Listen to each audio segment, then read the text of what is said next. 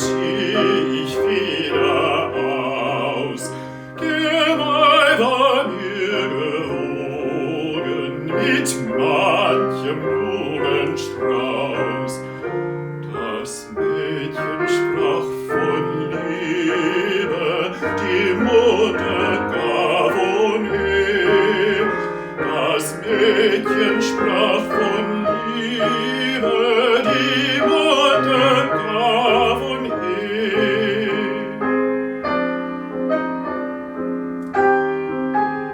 Nun ist die Welt so trübe, der Weg gehüllt in Schnee. Nun ist die Welt so trübe, der Weg gehüllt in Schnee.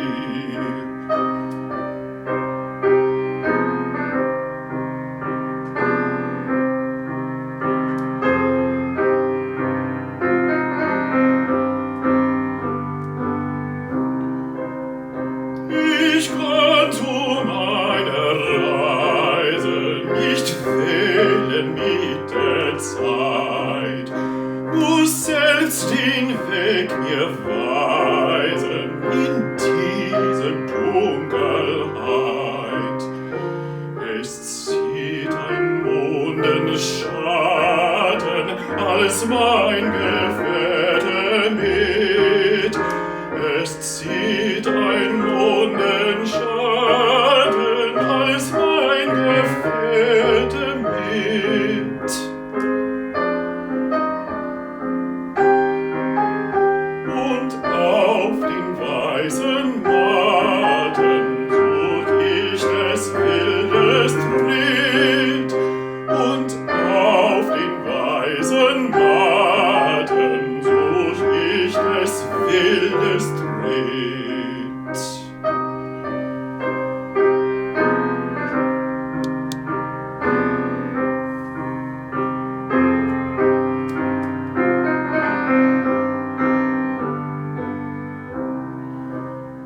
Was soll ich länger weilen, dass man mich trieb hinaus, dass ihre Hunde heulen von ihren Herrenhaus. Die Liebe liebt das Wandern, Gott hat sie so gemacht. Von einem zu dem anderen, Gott hat sie so gemacht.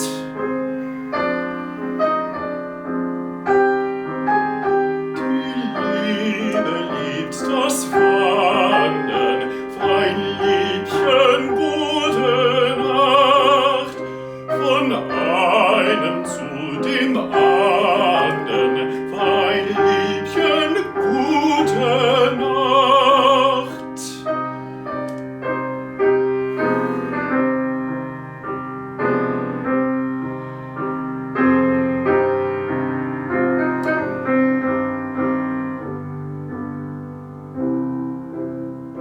Will dich im Traum nicht stören, wer schaut um deine Ruhe?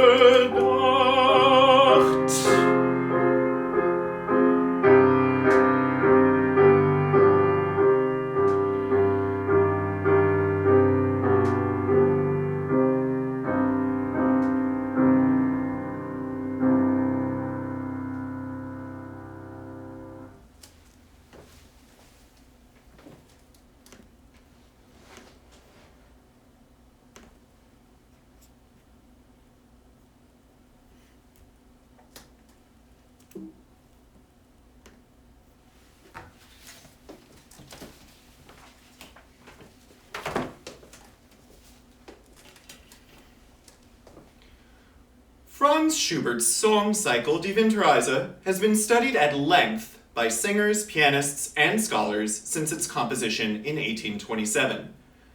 Many scholars have written on Wilhelm Müller's poetry and how Schubert said it, the vocal and piano writing, the key relationships, and harmonic and melodic structures the cycle explores. One aspect of this piece that has not been adequately considered, an aspect that has significant implications for both performance and interpretation of the cycle, is its relationship to opera. At first blush, it might seem that operatic cultures would have little to do with our understanding of Die Winterreise. After all, Schubert's operatic compositions are not widely known or celebrated. And yet, he was intimately connected to the world of opera in Vienna, especially through his friendship with baritone Johann Michael Vogl, an avid performer of bel canto, operas, and art song alike. Vogel's musicianship had a profound impact on Schubert's song compositions, and the link between these two figures opens the door to consideration of Schubert's song cycles, works that, like operas, tell a story, albeit through different means, in relation to opera. What can we learn from thinking of Die Winterreise in connection with the genre of opera? In what ways is it similar to opera, and how is it different? What do these similarities and differences tell us about Schubert's approach to the composition of Die Winterreise, about performances of the work in Schubert's time, and about how we can interpret in our own day? Consideration of the development and performances of Italian operas composed in the bel canto style in early 19th century Vienna can, I argue, shed new light on Die Winterreise. As someone who has studied Schubert's songs in preparation for performing Die Winterreise, as well as bel canto roles by Schubert's contemporaries, I see many connections between the operatic writing of the time and the cycle, as I do connections with Schubert's previous songs. These connections to opera are supported by historical evidence on the influences of Italian opera on Schubert and his Viennese contemporaries. These influences led to similarities in the rendering of drama, the form of the songs as compared with operatic arias, and the virtuosity of the vocal writing. I will argue today that performance and interpretation of Die Winterreise can be greatly enhanced by studying it in relation to opera. Because there are so many differing attitudes regarding vocal technique and styles of singing, it is important to understand from a historical perspective which of them were most highly valued in early 19th century Vienna and its orbit. This provides insight into what inspired Schubert and his Italian contemporaries to write in the ways they did. Certain traditions of vocal practice developed historically and resulted in the emergence of bel canto opera, which grew directly out of the school of bel canto singing.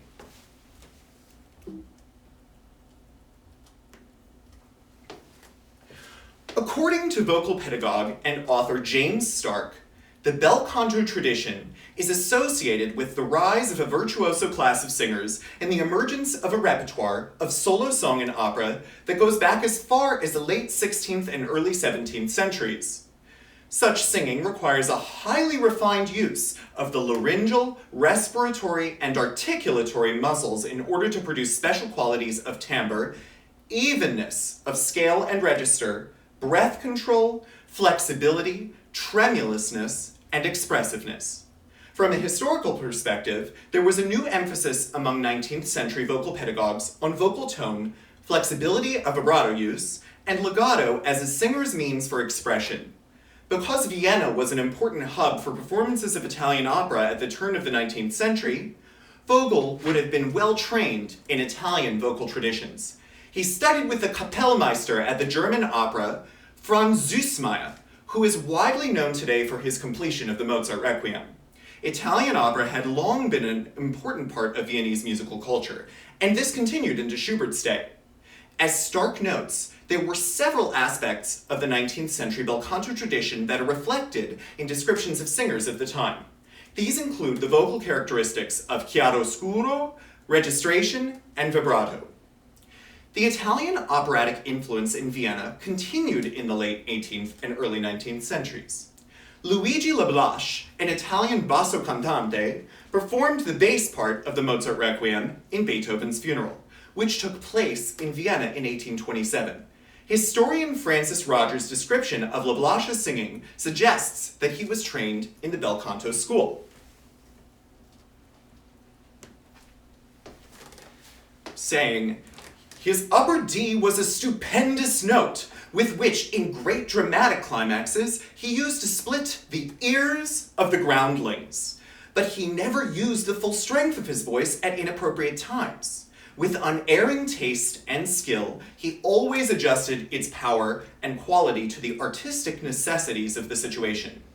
Rogers outlines how the bel canto values of flexibility and diversity of tone color were present in Lablache's singing. Rogers also comments on Lablache varying his singing as an artistic means. Italian singing teachers often spoke of this vocal flexibility within messa di voce exercises. In these exercises, singers practice varying the tone on one or many sustained notes. Characteristics a singer was taught to vary were vibrato, dynamic, and registration. The widest vibrato was used for the loudest dynamics. Simultaneously, they practiced unifying their registers with both soft and loud singing. I'm now going to briefly demonstrate a messa di voce exercise on the vowel A.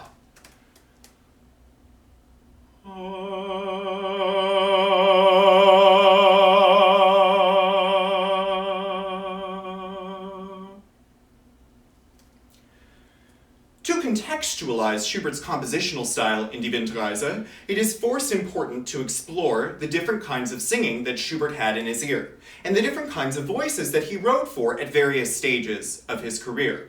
His earliest songs were composed and performed in salon-like gatherings that Schubert himself referred to as Schubertiades, in which close friends and family would gather to share performances of his works. For these occasions, Schubert was particular about who was present. Because he was keen on the idea that the drama in his music should reflect the drama within his own life, he tended only to invite guests and performers whom he felt he could share in this spiritual nature he found through the music. Additionally, at the Schubertiades, Schubert himself was most often among the performers, or in some cases, the only performer. Schubert would play and sing certain songs himself. In others, he relinquished the role of the singer, but he always played the piano part himself. At the time the Schubertiades were taking place, Schubert was also performing Antonio Salieri's works in a choir Salieri formed himself. Though Schubert did not receive formal vocal training to prepare for singing in Salieri's choir, this was a way for Schubert to explore the capabilities of his own voice. His conception of music making ultimately evolved when he attended the Kaiserlich-Königliches Staatskonvikt in Vienna, which was an all-male school for 130 students. At this school, the young men studied music entirely via the piano and were taught by monks. During this time, Schubert continued to compose vocal music, though he was not in the presence of professional singers during his studies. Despite not making the acquaintance of trained singers, it was at this time that Schubert developed a deep and profound love of opera. He was in attendance whenever possible at opera performances at the Kärntentor Theater, which was the most important opera house in Vienna prior to the building of the Wiener Staatsoper in the 1860s. The most popular operas of the time would have been performed there, including Mozart's Italian and German language operas, as well as Salieri's late operas.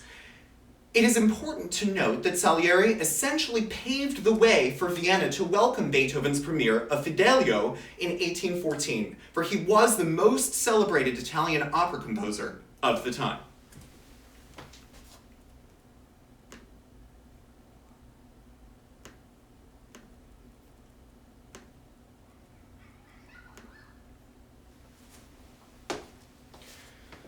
Beethoven's writing in Fidelio uses idioms that demonstrate the influence of Italian opera more than the influence of the German Singspiel. Whereas vocal lines in German Singspiels included declamatory settings of libretti, Italian vocal lines favored melismas, cadenzas, and ornamental figures that aligned with techniques taught in the bel canto school of singing. Similar techniques would have been necessary for a singer performing the role of Figaro in Rossini's Il Barbiere di Siviglia or Pizarro in Fidelio. Both roles contain melismatic passage work and lyricism. From 1794 to 1829, Johann Michael Vogl became the most important baritone in all of Vienna.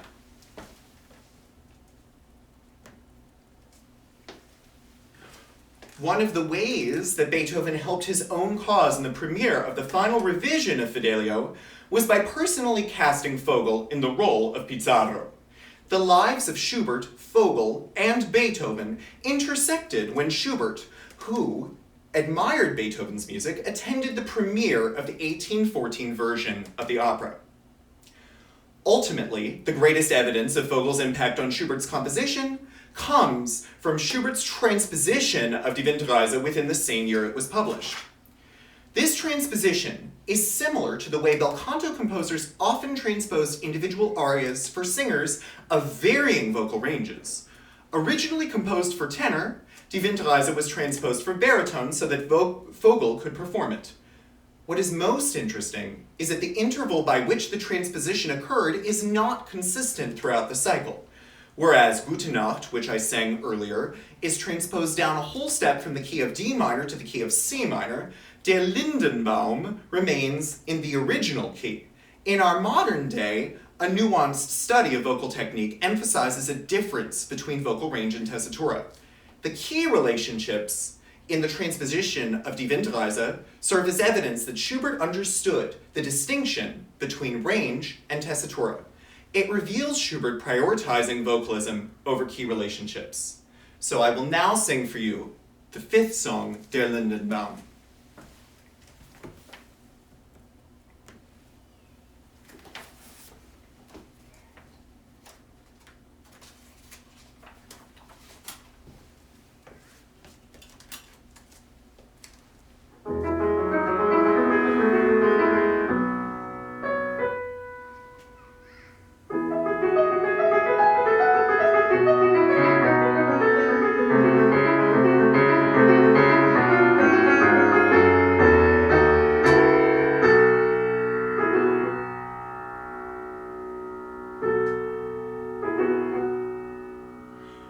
Am Brunnen vor dem Tore, da steht ein Lindenbaum.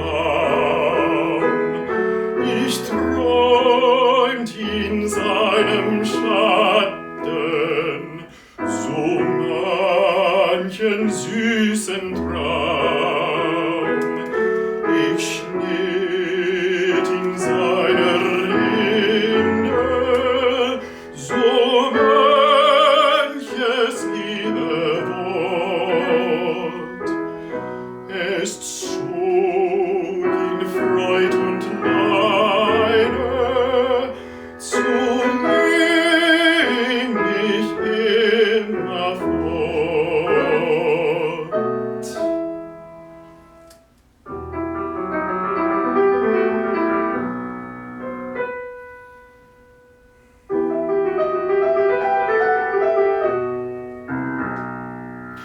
Ich muss auch heute wandern, vorbei in tiefe Nacht. Da hab ich noch im Dunkel die Augen zugemacht und seine Zweige rauschten, als riefen sie mir zu.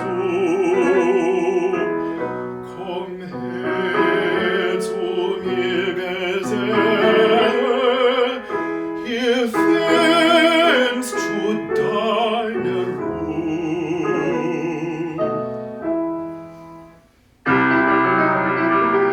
Die kalten Winde bliesen mir grad ins Angesicht. Der Hut flog mir vom Kopfe, ich wendete mich nicht.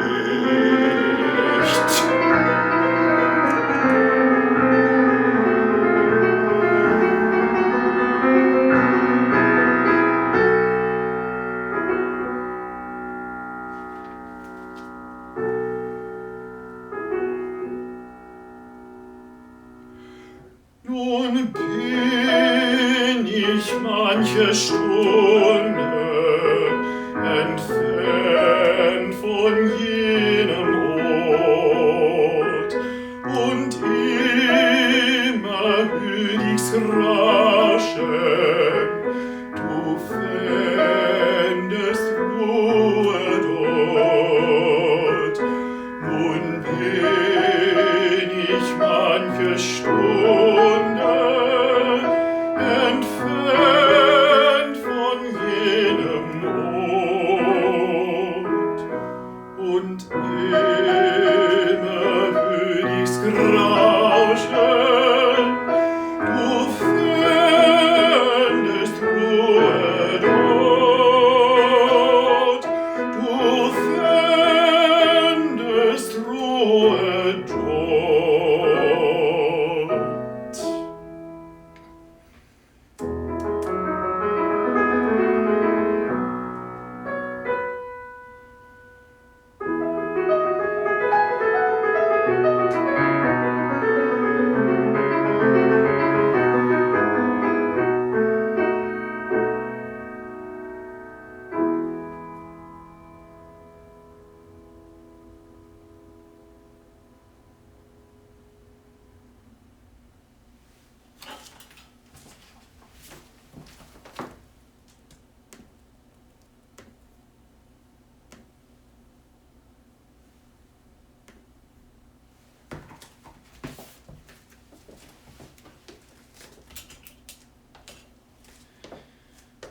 In his book, Opera as Drama, Joseph Kerman outlines two modes of dramatic representation in opera. In one category are arias that further the plot of the opera. Kerman cites several Mozart operas in which characters make important decisions that help the story of the opera progress. One such example is the recitative and aria Ai da vinta la causa from Le Nozze di Figaro. In this aria, the Count has just overheard Susanna telling Figaro that they have succeeded in their trick to overthrow the Count's desire to bed Susanna on her wedding night. He sings about how this is not true, and ends the aria saying that he will not let this happen. The second kind of aria Kerman discusses is one that does not further the plot of the opera. Instead, composers insert these arias to represent emotional interiority of the characters through lyricism. This, he contends, was not seen in operatic writing before the 19th century. So Kerman writes, Romanticism required a certain emotional immediacy, which composers supplied by drastic simplification of the aria form. They abandoned the formal subtlety and elaboration of the 18th century and provided instead something more popular and direct. They wrote quote-unquote tunes, not quote-unquote compositions, whereas the 18th century aria had been able to serve as a model for the sonata, the 19th century opera was modeled on the folk song. In contrast to earlier compositions, composers began including aspects of bel canto writing in their music as a vehicle for drama and storytelling. Kerman's discussion can be fruitfully applied to Schubert's Die Winterreise, since Schubert wrote songs that fall into both these categories of arias. In Gute Nacht, the speaker begins his journey and describes the path that he is on, mentioning how it is snowy and dark, but lit with moonlight. He sets the plot of the entire cycle up when he says, Schreib im Vorübergehen ans Tor der Gute Nacht, damit du mögest sehen, an dich hab ich gedacht, which translates as, I'll write good night on your gate as I pass so that you may see I've thought of you. Schubert also says poems where the speaker is in a dream state and comments on his inner emotions. This is similar to the way 19th century composers who were reforming aria composition used arias to communicate characters' emotions. In Der Lindenbaum, which we just heard, the speaker reflects on his current situation by remembering the linden tree that used to bring him comfort. In this moment, we know nothing of what is currently occurring in the storyline, though the song offers insight into his emotions.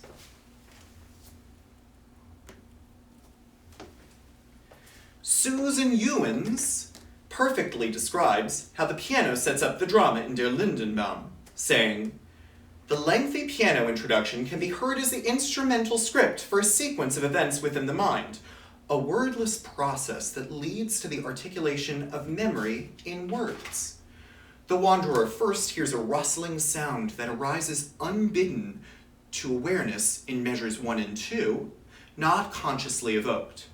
The ending of the brief phrase on a hollowed-out dominant chord from which the bass drops away, leaving only the unharmonized dominant pitch and its upper neighbor, is typically Schubertian in its aura of ambiguity and enigma, its implications left for explication later in the song.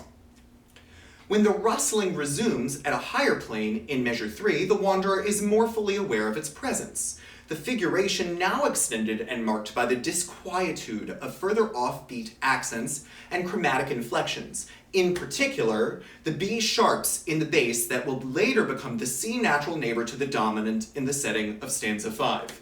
The promise or threat of death, later made explicit in The Winter Storm, is already stated in the introduction, but as yet without words, the words to tell of its significance or development of its musical implications.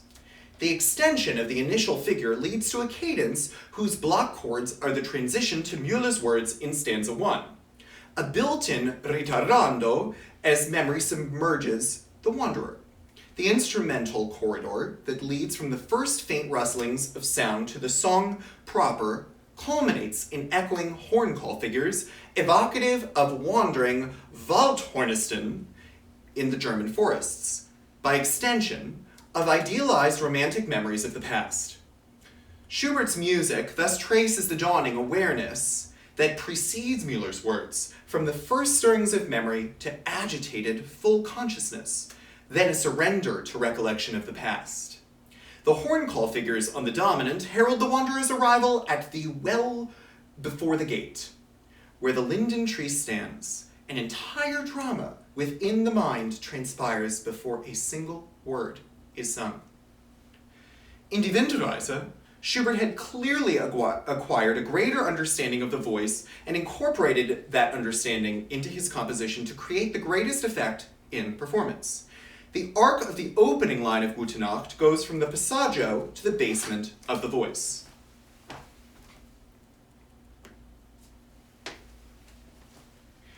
The presence of closed vowels in this line creates the possibility for male singers, for whom the cycle was composed, to perform the entire line with a blending of the head and chest registers. In the first phrase of both verses, 1 and 2, Schubert always writes closed vowels on the E-flat 3, the E-flat just above middle C. This creates the possibilities for extreme legato in performing these phrases. A very interesting phrasing implication occurs in the third verse, where Schubert sets an A vowel on that same E-flat 3. Schubert follows this with rounded or closed vowels on the next syllable. This suggests Schubert's desire for a color change in the third verse. If the singer shades the A towards a rounded or closed vowel, their singing will sound darker in color.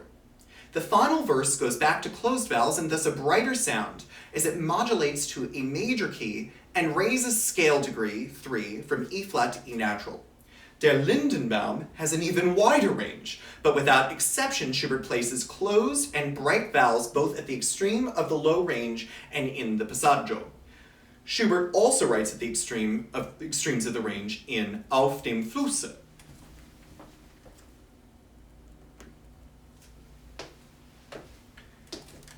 In this song, he acknowledges the extent of this range by offering both optional low and high notes. If all of the optional pitches are taken, the song is only half a step shy of a 2-octave range. In my experience, this is rare in operatic repertoire as well. The final 2 pages of the song are vocally relentless, since the voice part lies entirely in the passaggio and above. As a baritone, I can speak to how well Schubert has set the high note in measure 69 on the word so.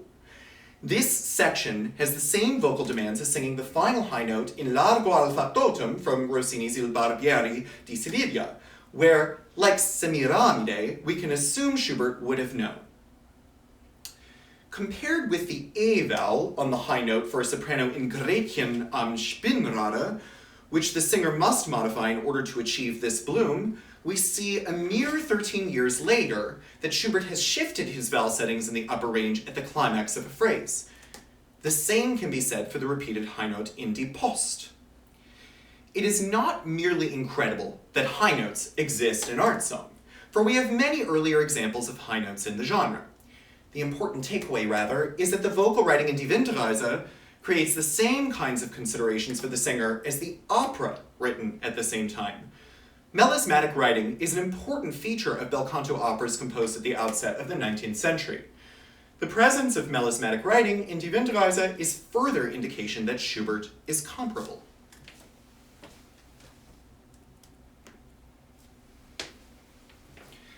In 1752, Quantz wrote, "It is certainly true that if the sense of the words permits, and the singer possesses the capacity to produce passage work in a lively, equal, round, and distinct manner, it is an exceptional ornament in singing. Singers who have the capacity to produce passage work roundly and distinctly, with all the force and none of the defects of the voice, are rare." In 1774, Mancini expanded on Quantz when he wrote that melismas should be sustained by the robustness of the chest and accompanied by the gradation of the breath, the light action of the fauces, so that every note is heard distinctly. One should not believe that this cantilena requires detaching the note. Mancini and Quantz are referring to a change in articulation in florid passages that occurred in Italy in the latter half of the 18th century.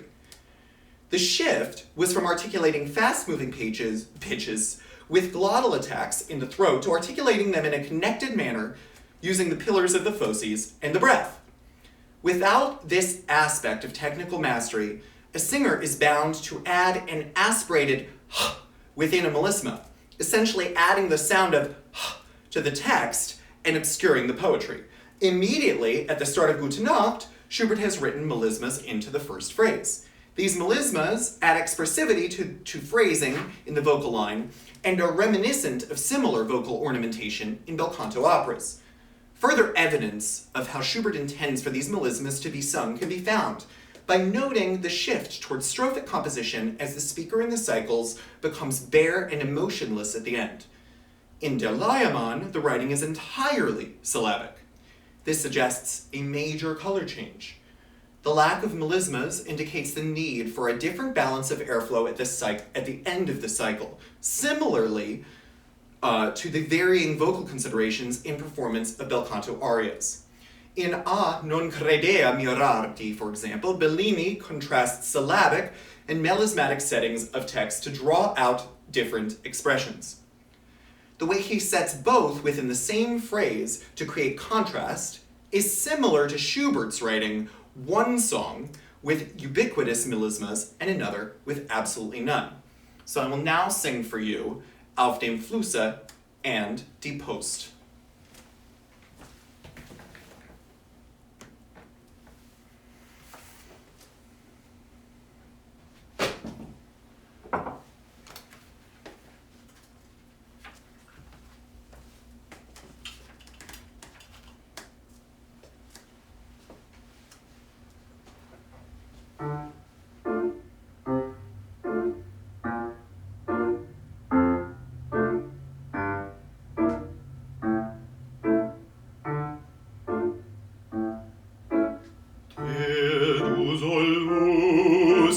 Rauschtest, du heller wilder Fluss, wie still bist du geworden, gibst keinen Scheidegruß. Mit harter starrer Rinde hast du dich überdeckt, liegst kalt und unbeweglich im Sande ausgestreckt. In deine Decke grab ich mit einem spitzen Stein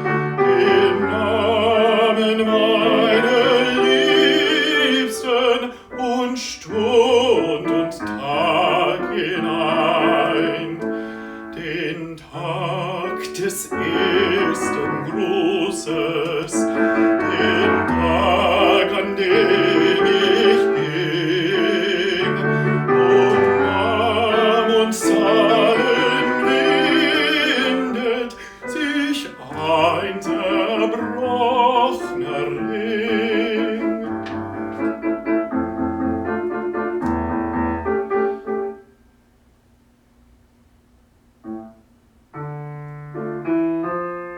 Mein Herz in dieser Mache erkennst schon nun dein Bild, ob's Wunde seiner Hände wohl auch so reisend schwillt. Ob's wohl auch so reisend schwillt, mein Herz in diesem Mache erkennst du nun dein Bild, ob's unter seiner Rinde wohl auch so reisend schnellt, ob's wohl auch so reisend schnellt, ob's wohl auch so reisend schnellt.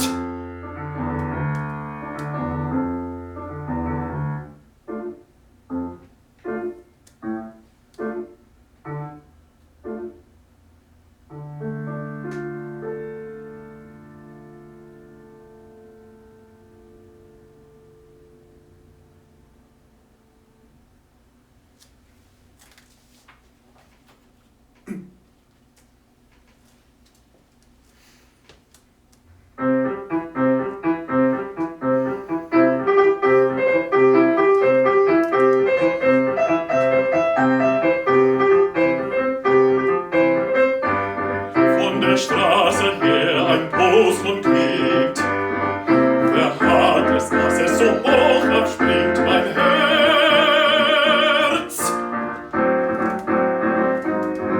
Was hat es, dass es so hoch abspringt, mein Herz, mein Herz? Die Post bringt keinen Brief für dich. Was drängst du denn so wunderlich? Mein Herz, mein Herz. Die Post bringt keinen Brief, mein Herz, mein Herz. Was drängst du denn so wunderlich? Mein Herz, mein Herz.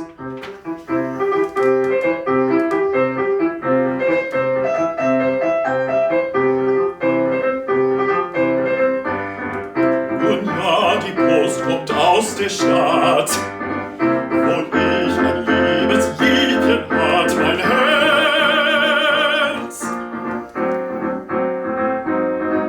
Wo ich ein liebes Liebchen hat, mein Herz, mein Herz.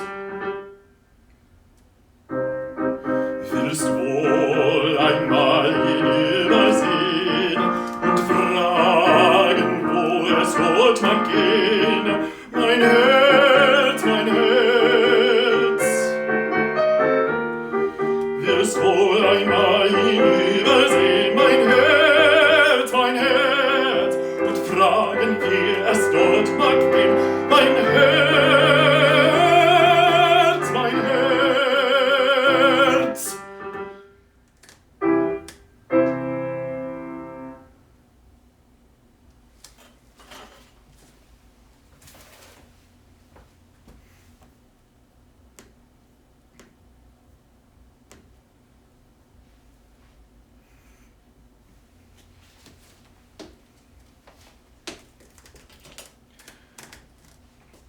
What can we gain from looking at these various song forms in connection with opera? Schubert was aware of the cavatina-cabaletta convention that bel canto opera composers embraced and seems to allude to it in his songwriting. Rossini's Semiramide, which premiered in 1823, contains many arias that follow this form. In Bel raggio lusinghier, there is a distinction between the two sections of the aria that Rossini makes with a tempo change from andante to allegretto. The andante is the tempo of the aria's cavatina, and the allegretto is the tempo of the cabaletta. The sections are separated by rests in both the orchestral and vocal lines. In Auf dem Flusse, the sections are separated by a key change, and a transfer of the melodic material from measure 5 in the vocal line to the bass line of the piano accompaniment in measure 41. The second sections of both pieces also contain vocal lines at a much higher tessitura. Both the song and the aria start and end in the home key while tonicizing other keys along the way. In both, the first part contains no text repetitions, and the second part repeats the last two lines of text. These repetitions build drama and add weight to the text as the singer approaches the highest pitches of the piece. In fact, both the song and the aria have optional high notes for the singer preceding the final cadence. These similarities between Bel raggio lusinghier and Auf dem Flusse suggest an interpretation of Schubert's song. According to Pietro Lichtenthal, writing in 1826, the cabaletta was often used as a tactic for provoking applause. The tactics Rossini exploits that support this claim are the inclusion of melismas and increasing difficulty and interpolated high notes. It seems possible that Schubert was nodding to this usage in Auf dem Flusse, writing melismatic passages throughout the song and including optional high notes at the end. If we view the song in connection with Rossini's writing, it becomes clear why Schubert was attracted to Vogel's operatic singing in his songs. Schubert's transposition of Die Winterreise for Vogel demonstrates that Schubert would have been comfortable and encouraged singing these songs in the style of bel canto operas. In fact, Schubert's publisher, Tobias Haslinger, reportedly asked, "For what voice was this cycle written?" Haslinger's question was rhetorical in nature and highlighted the changes in the vocal writing in this cycle as compared to Schubert's other songs. Later scholars have also recognized these changes and have asked similar questions. Some have even given suggestions for performance in our day. For Susan Ewens, who we heard from before, the answer is not a tenor, although some tenors have recently performed and recorded the work, but not a typical baritone either, since there are many passages too high for most baritones. The difficulty in selecting one single voice type to perform Die Winterreise helps give context to multiple singers performing the cycle in Schubert's lifetime, including Vogel's performance of Schubert's transposition. Schubert's use of text repetition in Die Winterreise demonstrates similarities to bel canto operas written around the same time. In Auf dem Flusse, there are 5 stanzas of text, and the song is 4 pages long. The first 4 stanzas are set over the first 2 pages of music, yet the final stanza alone is set over an additional 2 pages. On these final 2 pages, Schubert used text repetition and harmony to evoke the drama of Müller's poetry. Measure 41 is the first iteration of the text Mein Herz in diesem Bache. Then, Schubert repeats the text as he takes us through several key changes, D minor to C sharp minor to D minor to F major in measure 56, and E minor, measure 60, and F minor in measure 65.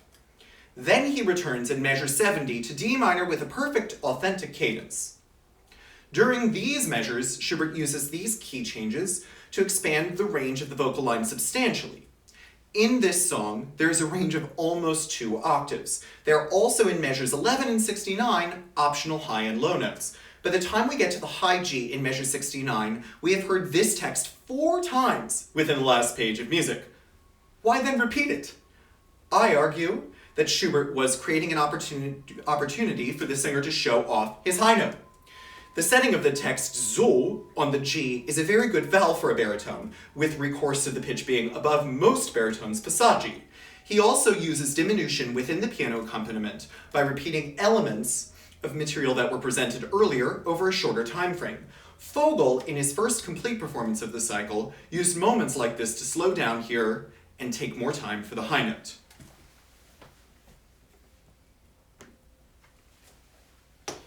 Clearly, there are also ways in which Schubert's treatment of text differs from 19th century bel canto opera. Lyricism in bel canto singing is the composer's main device for expression. Schubert uses other devices as well. In Der Wegweiser, the last stanza of text reveals the speaker resigning to the fact that he is stuck on one road from which no man has ever returned. Schubert sets this idea by keeping the vocal line predominantly on one pitch through the entire stanza and changing the harmony underneath, as if to say that the world around the speaker may go on, but the speaker is stuck where he is for eternity. Here, the vocal line works in conjunction with the piano accompaniment to create drama in the song, which stands in stark contrast with arias in bel canto operas, where the orchestra generally occupies a supporting role. I will now sing for you Der Wegweiser.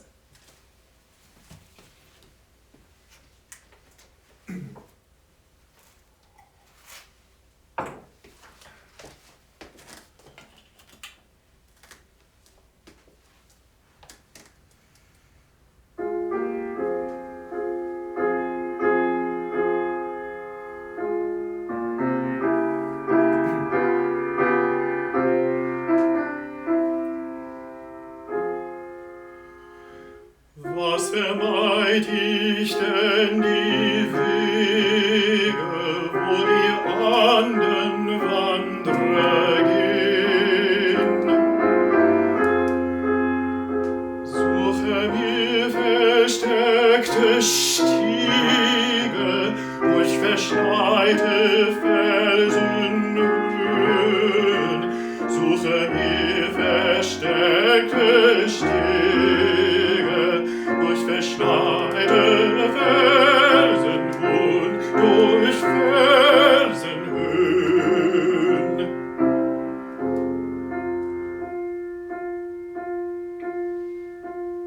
Habe ja doch nichts begangen, dass ich Menschen sollte scheuen, dass ich Menschen sollte scheuen, welch ein törichtes Verlangen treibt mich in die Wüsteneien, treibt mich in die Wüsteneien.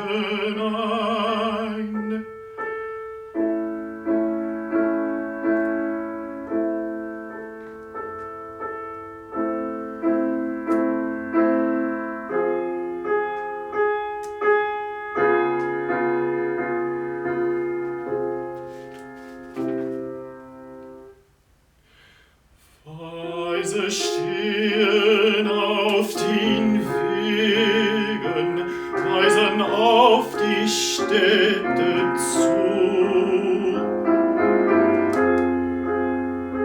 Und ich wandre sondermaßen, ohne Ruhe und suche Ruhe. Und ich wandre sondermaßen, ohne Ruhe und suche Ruhe und suche Ruhe.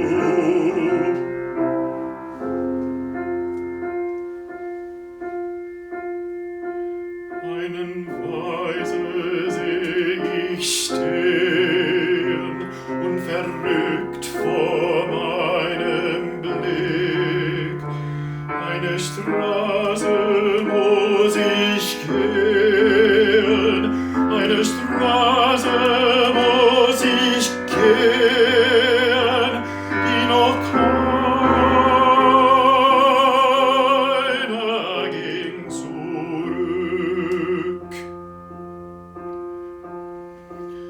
Einen Weise seh ich stehen und verrückt vor meinem Blick. Eine Straße muss ich gehen, die noch keiner ging zurück.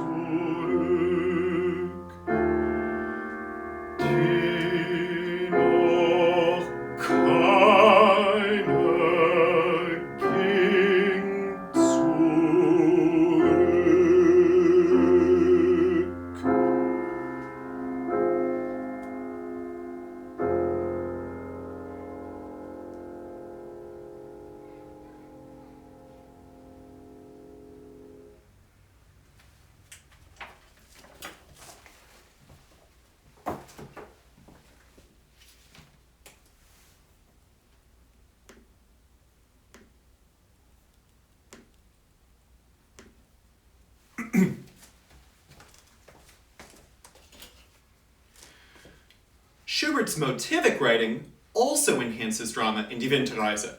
When looking at this in connection with opera, we better understand options for expressing the music in our own day. One such connection is in Schubert's use of dotted rhythmic figures. The contrast between dotted and non-dotted rhythms exists in the vocal line of the final song Der Leiermann. I see several different motives at play here. The piano part of the song imitates a hurdy-gurdy.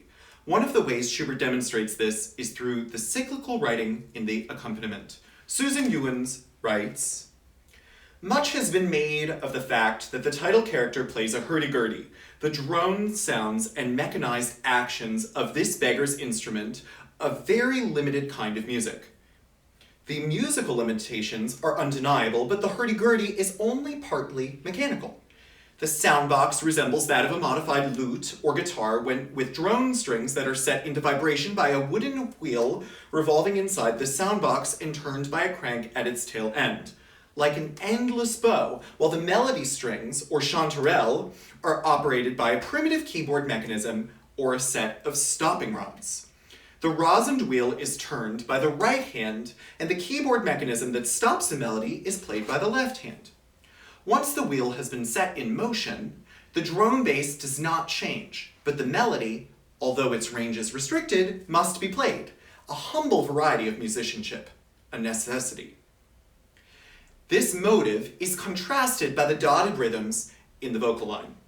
First, the speaker addresses the withered nature of the hurdy-gurdy player, saying, "Wankt hin und her," with that same break in the footsteps I mentioned before. This time, it is in the vocal line and creates the irony that the hurdy-gurdy player's journey is difficult. In measure 27, the piano accompaniment begins to echo the dotted rhythm as if the hurdy-gurdy itself is somehow breaking. Schubert also uses the dotted rhythm when the speaker addresses the hurdy-gurdy player. Through dotted rhythms at the beginning of measures 53, 56, and 57, he asks if the hurdy-gurdy player will play his songs as well. This comparison, both rhythmic and textual, shows us how worn the speaker is by the end of the cycle.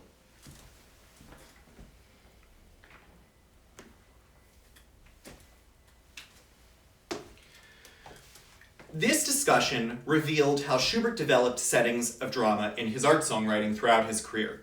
In connecting Die Winterreise to operas written in the early 19th century, we can see how Schubert adopted aspects of the bel canto school of singing in his own writing. He used these to evoke drama within Die Winterreise, which has implications for the singer and the pianist alike.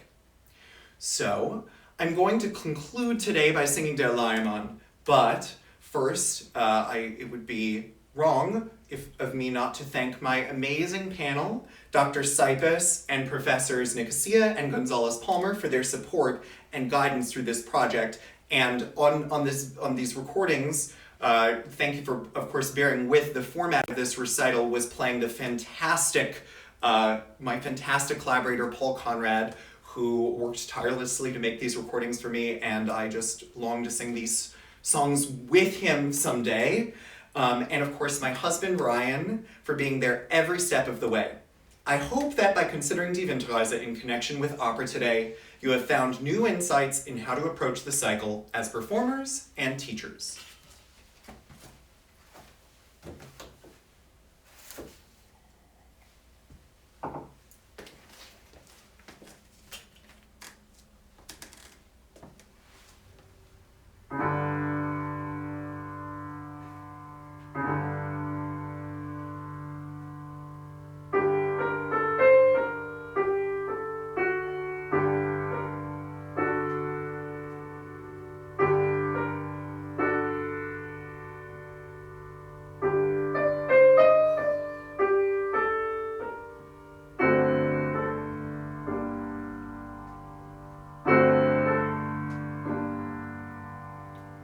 Drüben hinterm Dorfe steht ein Leiermann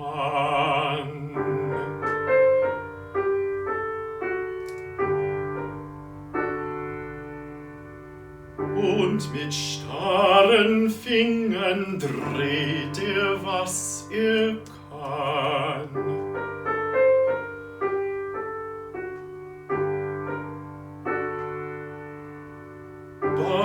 Fuß auf dem Eise wankte hin und her.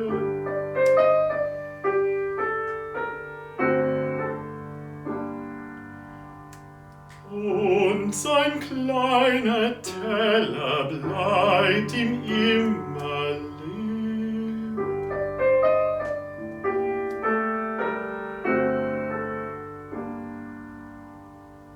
Und sein kleiner Teller bleibt ihm immer leer.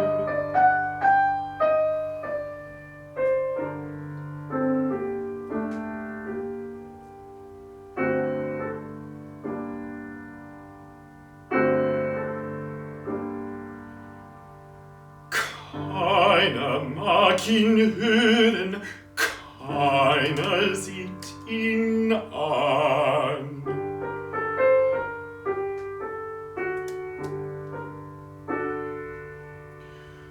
Und die Hunde knurren um den alten Mann.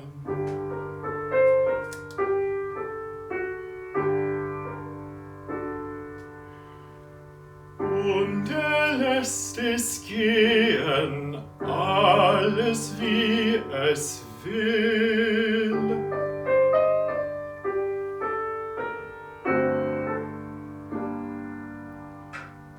Dreht und seine Leier steht ihm nimmer still.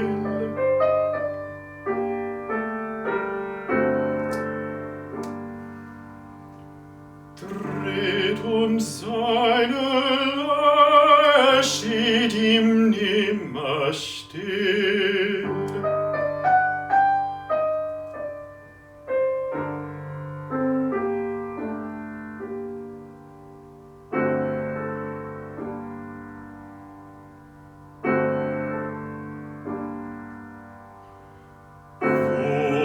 Wunderlicher Alter, soll ich mit dir gehen? Willst zu meinen Liedern deine Leier drehen?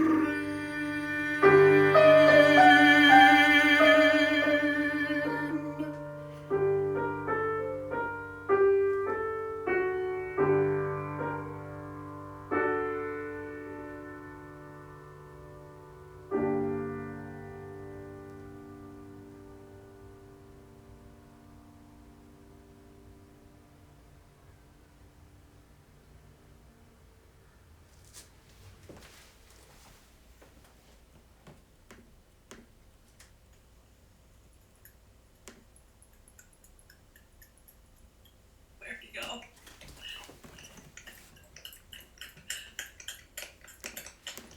There you will. Where'd you go? I'm here. There he is.